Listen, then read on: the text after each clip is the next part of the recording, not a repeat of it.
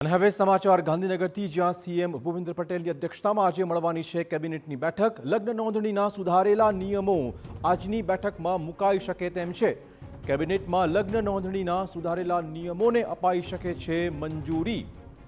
PM મોદીના ગુજરાતના પ્રવાસની તૈયારી વિશે પણ આજની બેઠકમાં ચર્ચા થશે। કચ્છ સૌરાષ્ટ્ર રિજનલ વાઇબ્રન્ટ સમિટમાં ઉપસ્થિત રહેશે પીએમ।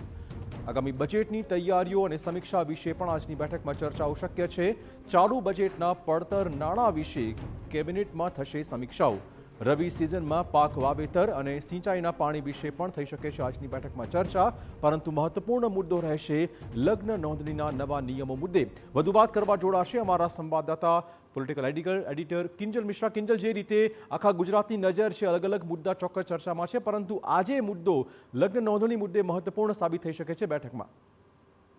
જી ચિરાગ, જે રીતે આપે પણ કીધું કે લગ્ન નોંધણી સૌથી મહત્વનો મુદ્દો છે, કેમ કે તલાટી કમ મંત્રીને જે લગ્ન નોંધણી બાદ જે કહી શકાય સર્ટિફિકેટ આપવાની સત્તા હતી તે ક્લાસ 2 અધિકારીને આપવાની વિચારણા છે તે ચાલી રહી છે। ખાસ કરીને જે યુવક યુવતીઓ ભાગીને લગ્ન કરતા હોય છે અને તેમનું જે લગ્ન સર્ટિફિકેટ તાત્કાલિક આવતું હોય છે અને જે પરિવારો અને ક્યાંક ને ક્યાંક શોભમાં મૂકવાવાળી સ્થિતિ આવતી હોય છે, તેને લઈને પરિવારોને જાણ થાય અને ત્યારબાદ લગ્નનું સર્ટિફિકેટ મળે, પરિવારોને નોટિસ આપવામાં આવે, તેમને આ મુદ્દે જાણ કરવામાં આવે, એ વિચારણા છે તે સરકાર કરી રહી છે। એટલે એ મુદ્દે પણ આજે કેબિનેટમાં ચર્ચા છે તે થઈ શકે છે।